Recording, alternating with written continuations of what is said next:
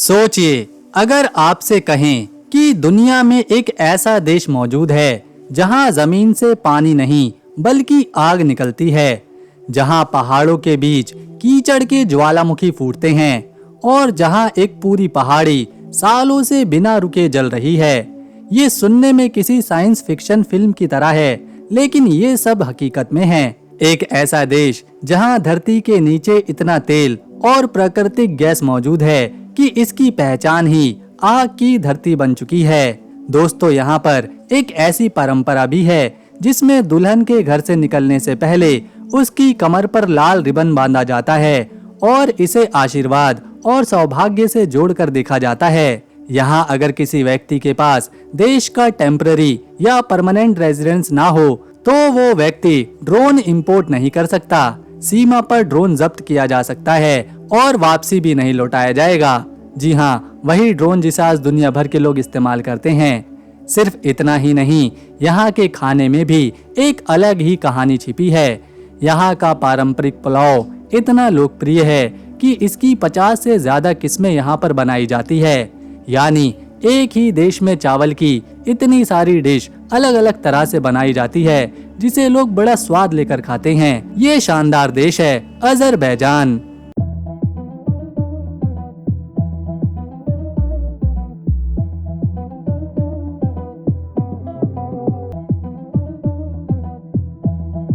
इस देश की एक बहुत ही अनोखी परंपरा है जिसे सुनकर लोग हैरानी में पड़ जाते हैं।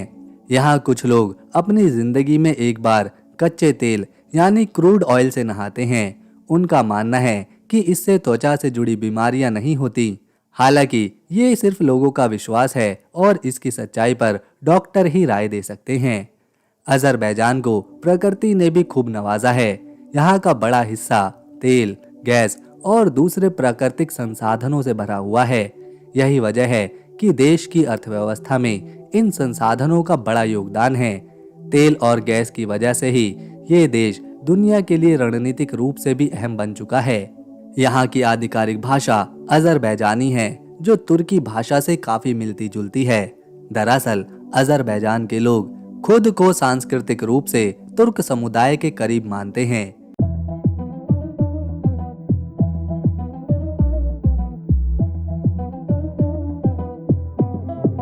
अजरबैजान एक ऐसा देश है जहां प्रकृति के दो बिल्कुल अलग रूप एक साथ देखने को मिलते हैं। एक तरफ ये देश कैस्पियन सागर के किनारे बसा हुआ है, तो दूसरी तरफ यहाँ ऊंचे ऊंचे काकेकश के पहाड़ नजर आते हैं।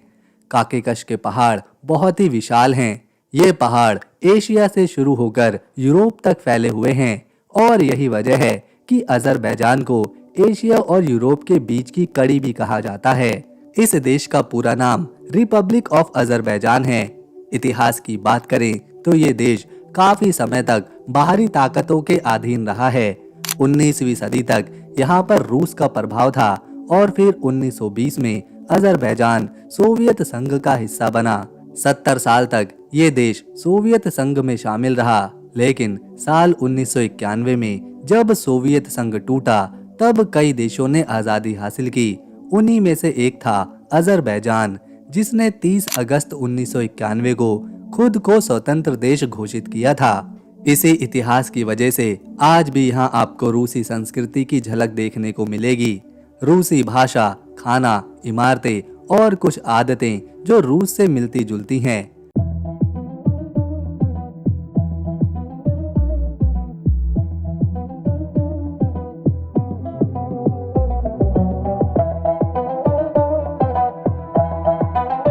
अजरबैजान को कुछ लोग तरबूजों का देश भी कहते हैं। यहाँ के लोग तरबूज को बहुत ही शौक से खाते हैं। कई जगहों पर लोग इसे अलग अलग तरीकों से खाते हैं, जो बाहर से आए लोगों को थोड़ा अजीब लेकिन मजेदार लगता है। राजधानी बाकू में मौजूद एक और खास जगह है, एक आधुनिक सांस्कृतिक केंद्र जिसकी बनावट बहुत ही अलग है। इस इमारत में आपको एक भी सीधा कोना देखने को नहीं मिलेगा। ये जगह सिर्फ देखने के लिए नहीं बल्कि कला और संस्कृति का भी केंद्र है। यहाँ प्रदर्शनियाँ, कार्यक्रम और सांस्कृतिक इवेंट कराए जाते हैं। इस इमारत को इसके डिजाइन के लिए बहुत से अंतर्राष्ट्रीय पुरस्कार भी दिए जा चुके हैं। अजरबैजान में ज्यादातर लोग अज़ेरी भाषा बोलते हैं। इसके अलावा रूसी भाषा भी काफ़ी लोग जानते हैं। अंग्रेजी समझने वाले लोग यहाँ कम ही मिलते हैं, खासकर छोटे शहरों और गाँव में। खाने पीने की बात करें तो यहाँ के लोगों को पैनकेक बहुत पसंद है। ये पैनकेक आमतौर पर मीठे होते हैं। सुबह का नाश्ता हो या फिर रात का खाना, कई घरों में पैनकेक जरूर बनाए जाते हैं। अक्सर महिलाएं इन्हें घर पर बनाती हैं और पूरा परिवार साथ बैठकर ही खाता है। अजरबैजान की कमाई का सबसे बड़ा जरिया तेल और गैस है। यहाँ इसके बड़े भंडार मौजूद हैं, जिनसे देश को काफी मुनाफा होता है।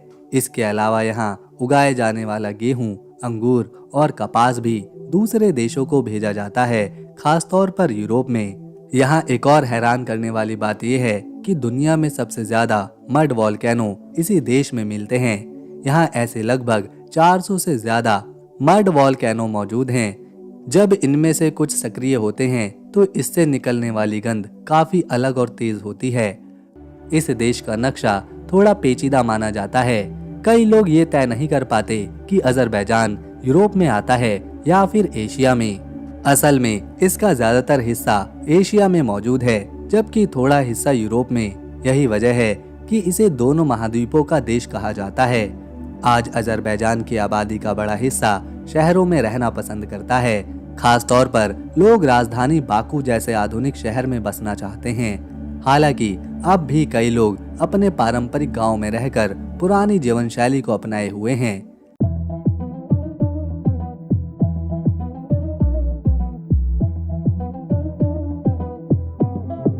अजरबैजान का आर्किटेक्चर भी बहुत ही खास है। पुरानी ऐतिहासिक इमारतें और नई आधुनिक बिल्डिंग्स एक साथ देखने को मिलती हैं। यही वजह है कि यहाँ की इमारतों को कई अंतर्राष्ट्रीय पुरस्कार भी मिल चुके हैं। दुबई और तुर्की के बाद अगर एशिया से सबसे ज्यादा लोग किसी नए देश में घूमने जा रहे हैं तो वो अजरबैजान ही है। आज कई लोग पहले अजरबैजान घूमना पसंद करते हैं और फिर बाकी यूरोप का प्लान बनाते हैं। दोस्तों, कम बजट, खूबसूरत नज़ारे, साफ सुथरे शहर, मेहमान नवाज लोग और आधुनिक सोच, यही सब मिलकर अजरबैजान को आज के समय का एक खास और तेजी से उभरता हुआ देश बनाते हैं। हालांकि आज का अजरबैजान पूरी तरह से आधुनिक बन चुका है। यहाँ का माहौल काफी हद तक यूरोप जैसा लगता है। लोग आधुनिक कपड़े पहनते हैं। महिलाएं आमतौर पर अपनी मर्जी के कपड़े पहनती हैं।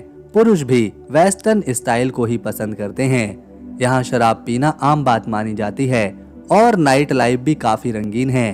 कुछ लोग तो इनकी नाइट लाइफ की तुलना यूरोप के मशहूर देशों से करते हैं। इस देश का सबसे खूबसूरत और सबसे बड़ा शहर है बाकू। बाकू सिर्फ राजधानी ही नहीं बल्कि व्यापार और पर्यटन का भी केंद्र है।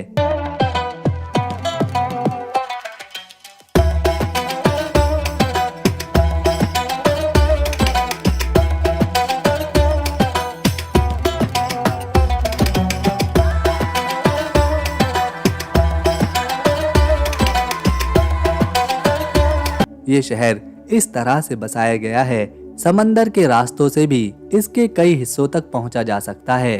पुराना शहर और नई ऊंची इमारतें दोनों का अनोखा मेल यहाँ पर देखने को मिलता है। अजरबैजान में बच्चों से जुड़ी परंपराएं भी खास हैं। जब कोई बच्चा पैदा होता है यहाँ पर तो कई परिवार उसे नमक मिले पानी से नहाते हैं। लोगों का मानना है कि इससे बच्चा मजबूत और स्वस्थ बनता है। इसके अलावा बच्चे के 1 साल का होने के बाद उसके बाल नहीं काटे जाते।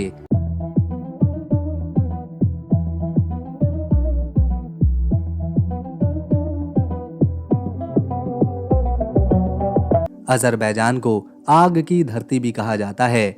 यहाँ एक जगह है जिसका नाम यानर दाग है, जहाँ जमीन से निकलने वाली गैस की वजह से आग लगातार जलती ही रहती है। कहा जाता है कि आग यहाँ पर हजारों सालों से कभी भी नहीं बुझी।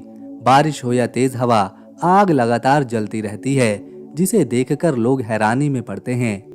अजरबैजान की राजधानी बाकू में एक बहुत ही पुराना और रहस्यमयी टावर है, जिसे मेडन टावर कहा जाता है।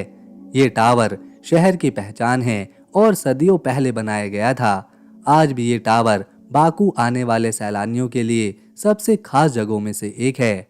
अज़रबैजान में नवरोज़ का त्यौहार बहुत ही धूमधाम से मनाया जाता है। यहाँ नवरोज़ को नए साल की शुरुआत कहते हैं, जो मार्च के आखिर में आता है। इस दिन लोग आग जलाते हैं और उसके ऊपर से कूदते हैं। लोगों का मानना है कि आग उनकी परेशानियों और बुरी किस्मत को जला देती है।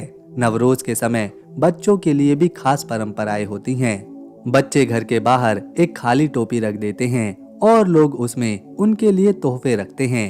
ये त्योहार पूरे देश में खुशी और उत्साह का माहौल बना देता है।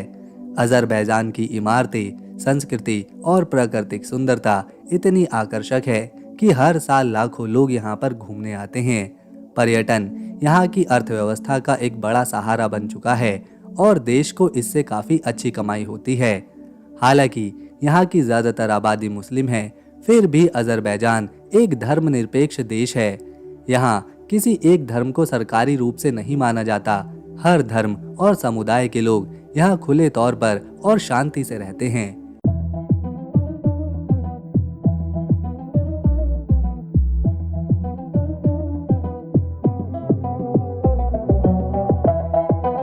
अज़रबैजान की कुल आबादी 1 करोड़ से ज्यादा है।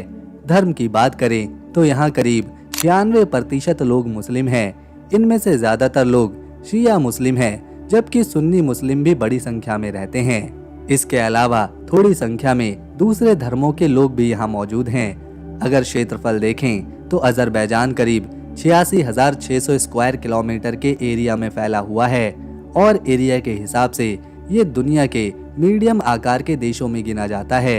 यहाँ पर पैसों को अज़रबैजानी मानत कहा जाता है और भारतीय करेंसी में एक मानत की कीमत लगभग 50 रुपए के आसपास है।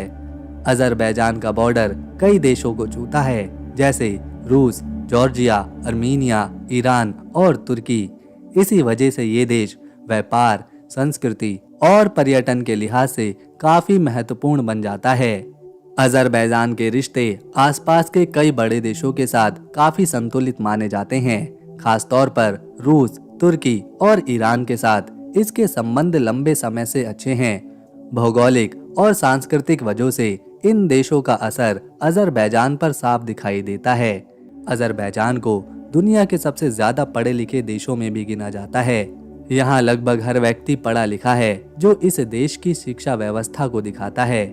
यहाँ का कारपेट म्यूजियम भी काफी मशहूर है। ये म्यूजियम दिखाता है कि अज़रबैजान के लोग कितनी बारीकी और मेहनत से कालीनें बनाते हैं। ये कला यहाँ पर पीढ़ियों से चली आ रही है। 7 ब्यूटी वाटरफॉल कहा जाता है। यहाँ एक नहीं बल्कि 7 झरने हैं, जो अलग अलग ऊंचाइयों से गिरते हैं। इन्हीं 7 झरनों की वजह से इसका नाम 7 ब्यूटी वाटरफॉल पड़ा है। झरनों के आसपास सीढ़ियां बनाई गई हैं, जिससे सैलानी ऊपर तक जा सकते हैं। ऊपर छोटे छोटे लकड़ी के प्लेटफॉर्म बने हैं, जहां खड़े होकर झरनों का नजारा लिया जाता है। चारों तरफ पानी के बहने की आवाज मन को सुकून देती है।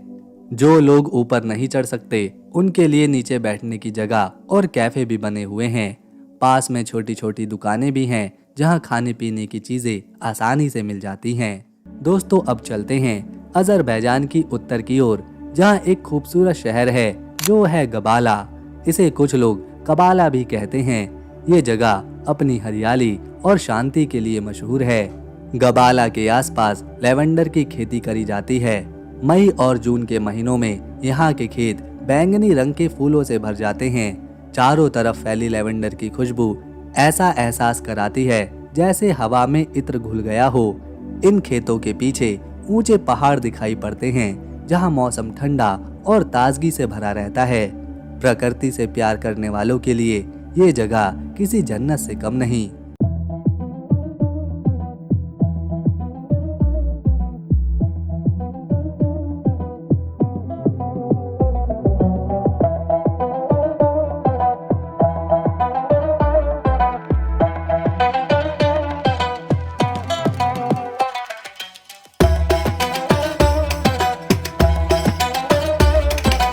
अज़रबैजान में घूमने की एक और शानदार जगह है तूफान दांग माउंटेन रिजॉर्ट। ये जगह चारों तरफ हरियाली से भरी हुई है। ऊंचे पहाड़, खुले हरे मैदान और दूर दूर तक फैले पेड़, सब कुछ इतना सुंदर लगता है कि कई लोग ये नज़ारा यूरोप की पहाड़ी इलाकों की याद दिलाते हैं। यहाँ की शांति और ताज़ी हवा मन को शांति देती है। इसके बाद एक और बहुत ही खूबसूरत जगह आती है जिसका नाम है नोहुर लेक। ये झील पहाड़ों और घने जंगलों के बीच मौजूद है। यहाँ का मौसम ज़्यादातर ठंडा रहता है और हल्की हल्की हवाएं चलती रहती हैं। नोहुर लेक कोई प्राकृतिक झील नहीं है। इसे दूसरे विश्व युद्ध के बाद इंसानों ने बनाया था ताकि आसपास के गांव तक पानी पहुंचाया जा सके। आज ये झील एक मशहूर टूरिस्ट स्पॉट बन चुकी है। यहाँ पर रेस्टोरेंट्स, कैफे और नाव से झील घूमने की सुविधा भी मौजूद है। अजरबैजान अपनी कालीन बुनाई के लिए भी पूरी दुनिया में मशहूर है। यहाँ के कालीन हाथ से बनाए जाते हैं और बहुत ही सुंदर होते हैं। ज़्यादातर घरों में आपको फर्श पर कालीन बिछी हुई दिखेगी जो घर की खूबसूरती को बढ़ाती है। कालीन से यहाँ के लोगों को इतना गहरा प्यार है कि यहाँ पर एक खास कारपेट म्यूजियम तक बनाया गया है।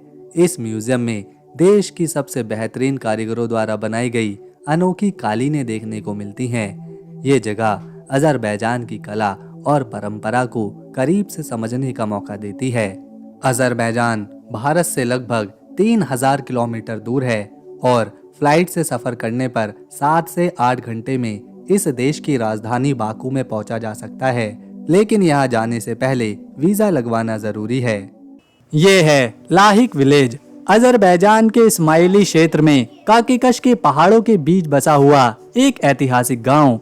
यहाँ पहुँचते ही सबसे पहले इसकी पत्थरों से बनी संकरी गलियां और पुराने घर ध्यान खींचते हैं। कई जगहों पर सड़कें आज भी आधुनिक शहरों जैसी नहीं बल्कि पुराने पत्थरों से बनाई गई हैं। ये गांव खासतौर पर तांबे के बर्तन बनाने वाले कारीगरों के लिए मशहूर है।